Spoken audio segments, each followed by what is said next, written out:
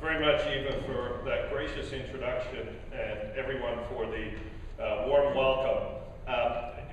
First of all, I do want to thank and acknowledge Gary Welch. He's been a terrific partner in trying to change the philosophy at the City of Toronto from transportation being about how do we move cars to transportation being about how do we build a city where people get around in a healthy, active way, sometimes by car. And it's an incredible change in mindset, and Gary's been a huge part of that. He even started plowing the Martin Goodman Trail for the first time in history. So Gary, thanks again, I really appreciate it. And although, first of all, I do also want to welcome, I understand there are a number of people here from outside the Toronto region. Welcome. I hope you get a chance to walk around Toronto, to take our subways and streetcars, to explore our neighborhoods, and if you were here in a month or two, you would be able to rent one of our new Dixie bikes, subject to council approval in the next meeting. So come back. I've just got a few remarks about how to build a city based on the philosophy of complete streets. But before I do, Eva mentioned my remarks last night. And there's one project I want to tell people has nothing to do with complete streets, but we received a briefing on it on Monday at our executive committee at the City of Toronto. And I think it illustrates what is possible when you think broadly and when people get together and decide that they want to build a city in the right environmental way. And that project's about what we do with our leftovers and our garbage, but I think it's very relevant because it shows we can be innovative and we actually can make the change we believe in if we choose to do it. And one of the things I wanted to say here to all of you was thank you, because by coming here today and working rather intensely, we actually can come up with some strategies that will allow us to build not just Toronto, but cities across Ontario with a philosophy of healthy, active living in using complete streets. And the parallel I'll make is our Green Bin program. Everybody knows the Green Bin program in Toronto is phenomenally successful. It's spread across many other places in Canada and North America. On Monday, we received a presentation for our public works staff that showed that we are going to be able to, in about 3 years, generate enough methane gas from all of our compost, from our very large publicly owned compost facilities at Dufferin and Disco transfer stations, clean that gas in partnership with Enbridge, and that gas will power all of the garbage trucks in the City of Toronto. So our waste will be used to power the trucks that pick them up. Now, if we can do that, I think we can build streets that are safe for pedestrians and cyclists, don't you?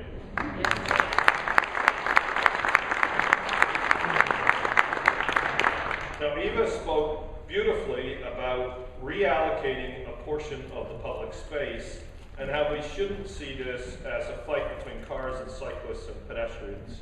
I want to talk a little bit from the political perspective because Eva's exactly right.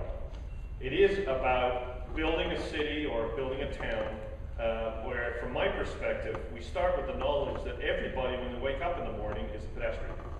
And we also start with the knowledge that active transportation is healthier for everybody and makes a city far more livable. It's far more successful economically because the small business strips that thrive in Toronto thrive because they're in neighborhoods where people can walk and cycle to. That's why they succeed. It's not a model where we have huge malls that people have to drive to.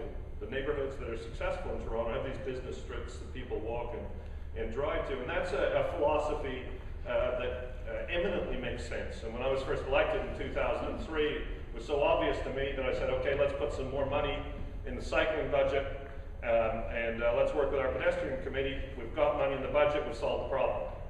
Well, of course, we learned after a couple of years that simply providing the money didn't solve the problem at all. And when we, so in 2006, after I got re-elected, I asked Councillor Adrian Heaps to work with Gary Welch and redo our process. And what we'd missed at the City of Toronto was we'd missed the opportunity to think of these issues on a citywide perspective. So we've changed our process about cycling and pedestrian issues to think in a citywide perspective. And it's allowed us to have much more progress.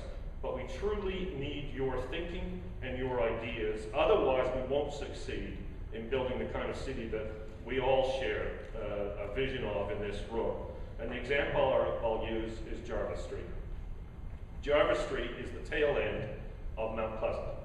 Mount Pleasant runs from Lawrence, becomes Jarvis, ends at the lake. For almost the entire length of that road, it is 4 lanes. From just south of Bloor Street to Richmond, it is 5. And what the city proposed was a makeover of Jarvis Street, which was once one of Toronto's great boulevards and had been a street in decline. And the community worked on it for a decade.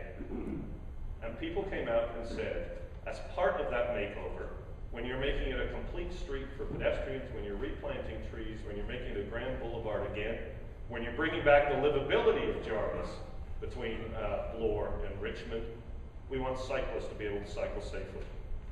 And so we proposed to take the 5th lane that only existed for a few blocks and turn it into cycling lanes, along with planting trees and making the sidewalks wider. It's quite a magnificent project, and it's about reimagining the city. The headlines in the newspapers were, "Miller starts war on the car." Now, I can tell you, if I did start a war on the car, we'd succeed, but this has nothing to do with a war on the car whatsoever. It was about reimagining a great street that had an incredible heritage and history, that had been in serious decline, that was starting to revive with things like the National Ballet School. And the community wanted that street to be a safe place for people to walk and ride, and wanted it to be beautiful. And that's exactly how you should build a city. And there's a huge political challenge because some people use the opportunity to say ridiculous things like war on the car, which was absurd in this instance. And this conference and the work you do is going to make an enormous difference because it will allow us to have quite a different conversation with Torontonians, and in fact in any city across this province. It'll allow us to have a conversation to say, this isn't about the car versus the bike, it's about all of us together. And that's why I endorse the idea of complete streets, because it changes the political conversation as well as changing the reality of what we're trying to do. And I can assure you at the City of Toronto, we're already working in that philosophy. We have a new public realm office that is paid for out of the contract we have for bus shelters.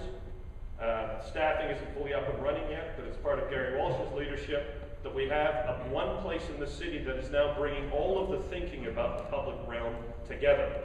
And that allows you administratively to have the opportunity to implement complete streets. And we've already started planning for complete streets. For example, the Transit City lines are built with the complete streets philosophy. Our urban design department has been working hand in hand with the TTC about the design of those streets, whether it's Shepherd or Finch or any of them. You have an Eglinton in your materials.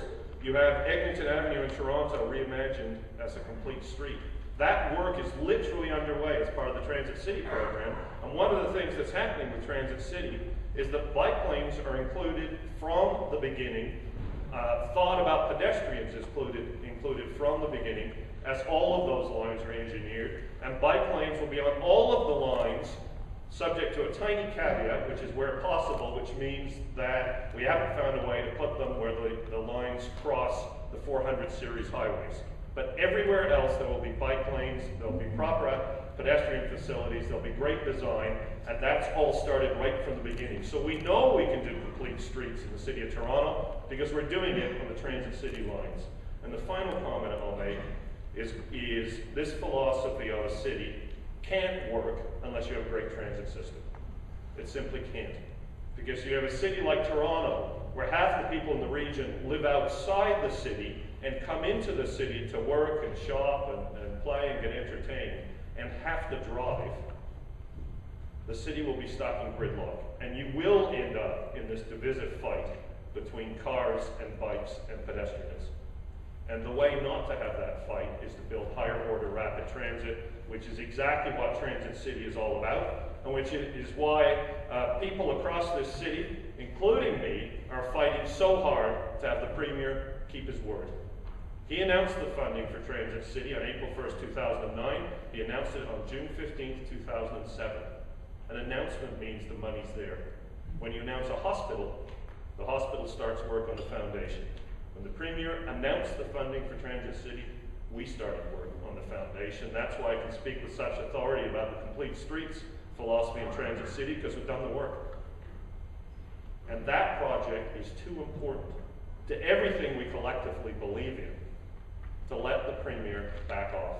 Now, yesterday I was at Eglinton Subway canvassing on this issue. The response was tremendous, and I'm absolutely confident that we will find a way to ensure that Transit City starts to be built.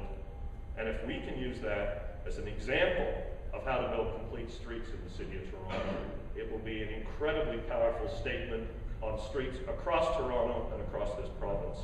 And we won't be able to succeed in that fight or any of the other ones without the work you do. So as I said at the beginning, I came to say thank you for being part of this movement. Thank you to Eva for all of her work. And thank you again to Gary, because Gary shows that a committed civil servant can help make a tremendous difference. You're all doing that. Have a fruitful conference, and I look forward to being part of a Toronto that implements the ideas that we're developing. Thanks very much.